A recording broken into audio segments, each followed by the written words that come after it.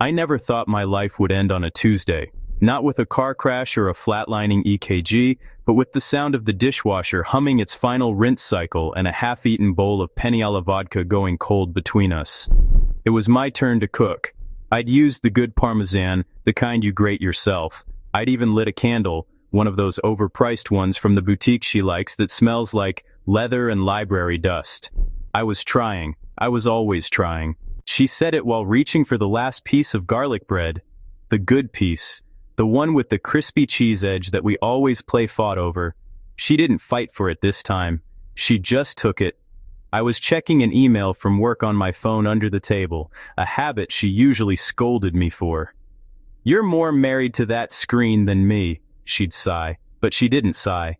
She just chewed, swallowed, and then dropped a nuclear warhead onto the center of the IKEA table. "Sometimes I miss it." "Miss what, babe?" I asked, locking the phone and looking up. The light over the kitchen table, that shitty flickering fluorescent we kept saying we'd replace with a farmhouse pendant, caught the single strand of gray hair that had appeared at her temple last month. I remember when I first saw it. I'd kissed it. I thought it was proof we were weathering the storm together. A badge of honor for making it 7 years. The before. She gestured vaguely with the breadstick, leaving a trail of butter in the air. The chaos, not knowing where I'd wake up, feeling like I could just be anybody. I put my fork down. The rigatoni slid off the tines and plopped back into the shallow pool of sauce. The candle flickered. The dishwasher clicked over to the heated, dry setting. "You mean your 20s, I said, forcing a smile that didn't reach my eyes. "We all miss being 22 and not having to stretch before we sneeze, Jess. That's just being a human in a body that's slowly betraying us." "No," she said, her voice quieter now. The playful, breezy tone drained out of her like air from a punctured tire. She wasn't looking at me. She was looking at a spot on the wall just above my left shoulder. "I mean the hoe phase. I miss being a hoe." There's a sound the world makes when the floor drops out from under you. It's not a crash. It's a high-pitched silence, like the moment just before the tinnitus kicks in after a concert. All the background noise, the dishwasher, the neighbor's dog 2 doors down, the hum of the refrigerator compressor, it all got sucked into a vacuum. I stared at her mouth. That mouth I'd kissed every morning for 2,155 days. I waited for a punchline, "Just kidding, you know I'm in love with this domestic prison." It didn't come. She continued, as if we were discussing whether to refinance the mortgage or switch internet providers. "I think I peaked too early. I settled down before I was really done being wild. And now I look at the baristas with their stupid little tattoos and the girls on Instagram in their little skirts, and I feel like I'm wearing a costume, the responsible wife costume." I could feel my pulse in my temples. It was a steady, heavy thud, a war drum. "So, you want to wear a little skirt?" My voice came out flat, not angry, just the sound of a man running a systems diagnostic on a crashed computer, scanning for error. "Error found. Drive corrupted." "Don't make it sound gross and reductive," she snapped, a flash of the old fire in her eyes. "It's not about the clothes. It's about the power, the possibility. The idea that anyone in the room could take you home, and you could choose the one with the best smile or the biggest energy. Now the only person taking me home is you, and you always take the exact same route down Maple Street. You even use the same turn signal blink pattern. Left, right, left." I looked at the garlic bread in her hand. She'd taken a bite out of it. A big, satisfying, crunchy bite. That detail is seared into my memory with the heat of a branding iron. The absolute, unshakable casualness of chewing carbohydrates while she nuked our life from orbit. "I see," I said. The 2 words felt like gravel in my throat. "Don't be like that." She leaned forward, her elbows on the table. "You asked why I've been distant. You said you felt like I was leaving the room even when I was sitting right next to you. I'm trying the radical honesty thing my therapist talks about. I'm naming the longing. That's what she calls it." "Your therapist," I said, the words slow and deliberate, "told you to tell me you want to fuck strangers." "No! God, you're twisting it." She told me to name the longing so it loses its power, so I don't act on it. I'm telling you this because I want to stay, because I want to fix this weird fog in my head. I stood up. I didn't slam my chair. I didn't knock over my wine glass and stain the jute rug we bought on clearance. I just stood. My knees felt like they were made of gravel and loose screws. I need to process this, I said. The words were robotic. I was already disassociating. Sam, wait, please. Her voice cracked. She sounded like the girl I married again, scared. I don't want to do anything about it. I just wanted you to know why I've been sad at brunch, why I stare out the window. I walked to the hallway, the narrow corridor that led to the bedroom where we'd made plans for a baby just 3 months ago. You're sad, I said, pausing with my back to her, because you're trapped in a house with a man who loves you, who does his own laundry, and who secured a fixed mortgage rate of 3.2%. Tragic. Absolutely Shakespearean in its tragedy. That's not fair, she yelled, and this time there was a sob tangled in the words. I turned around. The hallway light was behind me, casting my face in shadow while illuminating hers. She was just a silhouette at the kitchen table, a ghost of the woman I married, surrounded by the detritus of our comfortable, boring, beautiful life. You know what, Jess? I said, my voice finally cracking with something other than numbness. It was resolve. I'm going to give you exactly what you want. I'm going to give you unlimited possibility. 3 days passed. We moved around each other like roommates with a shared grievance and a lease they couldn't break. The house felt smaller. The air felt thicker. She tried to apologize twice. The first time was with a cup of coffee left outside my office door. It was made perfectly.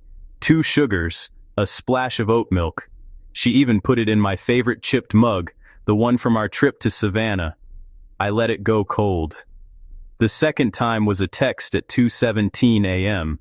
I was sleeping on the couch, my back screaming at me for the betrayal of the memory foam.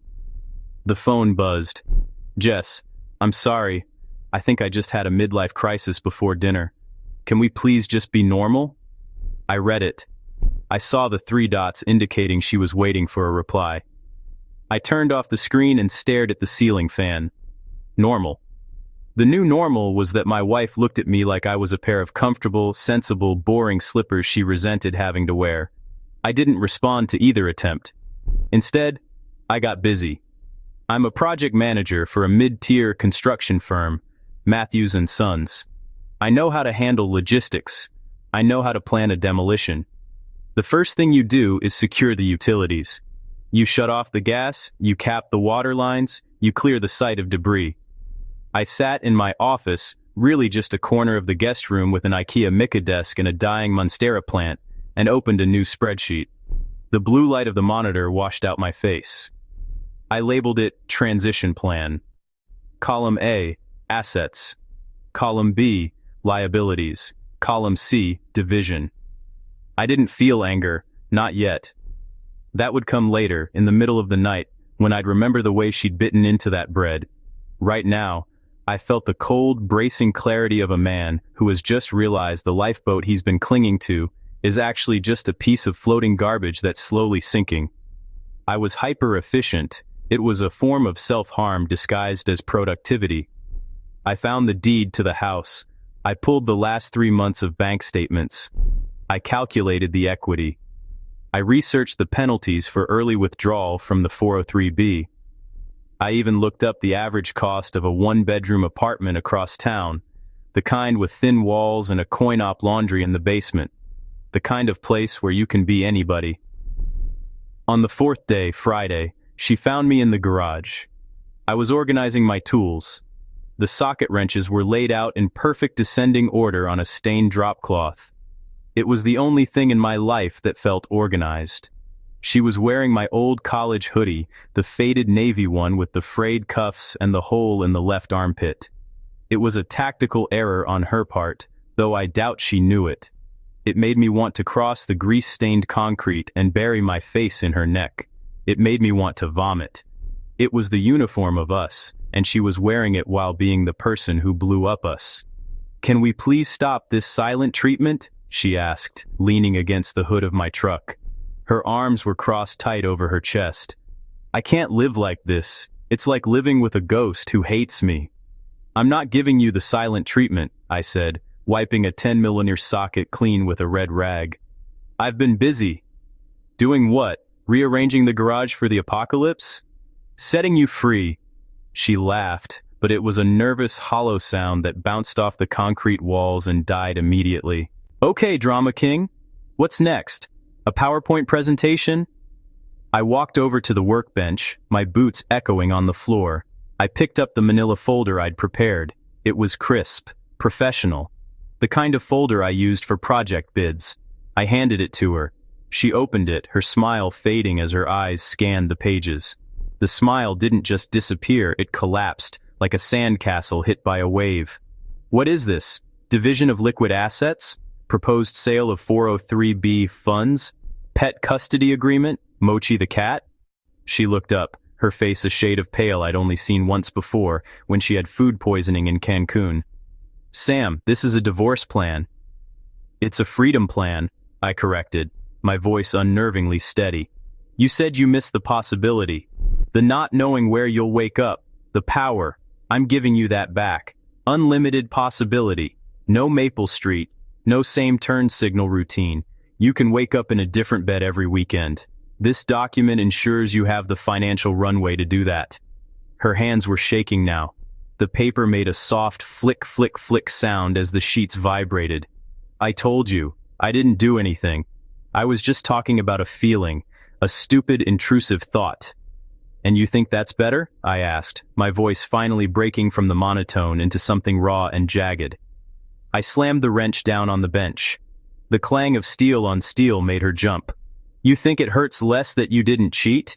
You told me the best part of your life was the part before me. You told me the security I provided, the thing I have busted my ass for 40 hours a week to give you, was the cage you wanted to escape. I didn't say that. Tears were welling in her eyes now, making the green of her irises look like sea glass. You said you feel like you're wearing a costume. I stepped closer. I wasn't yelling. I was enunciating every syllable with the precision of a man operating a bandsaw. Every night I came home, I took off my costume.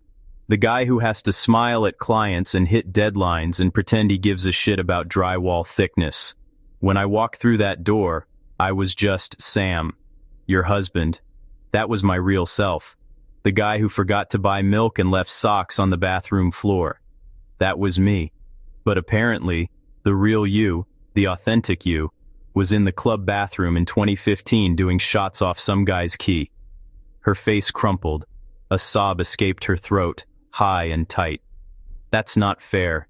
You're being cruel. Life isn't fair, Jess. And I'm not being cruel. I'm being accurate. You wanted to name the longing? Congratulations, you named it. And it turns out the longing is bigger than me. Bigger than us. Bigger than this house and that stupid cat who only likes you. I pointed to the folder in her trembling hands. Sign the papers when you're ready. I'm staying at Mike's. I grabbed my keys from the hook by the garage door. Sam, please. She reached for my arm. I pulled back like she was hot metal. Don't, I said. You want to be a stranger? Fine. I'll be a stranger.